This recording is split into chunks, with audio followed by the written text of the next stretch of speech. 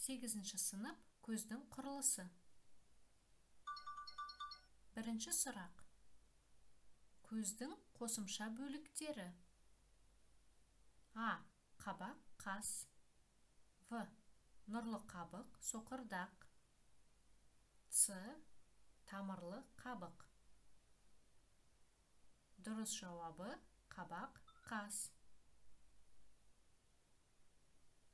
Екінші сұрақ. Көздің сезімтал жасушалары. А. Фиторецепторлар. В. Нұрлы қабық. С. Фоторецепторлар. Дұрыс жауабы фоторецепторлар. Келесі сұрақ.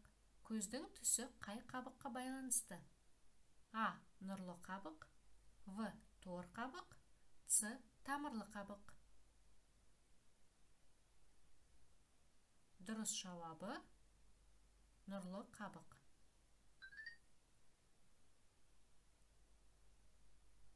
Келесі сұрақ. Көздің оптикалық жүйелері. А.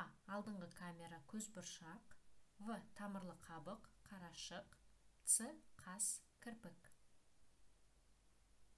Дұрыс жауабы алдыңғы камера, көзбұршақ.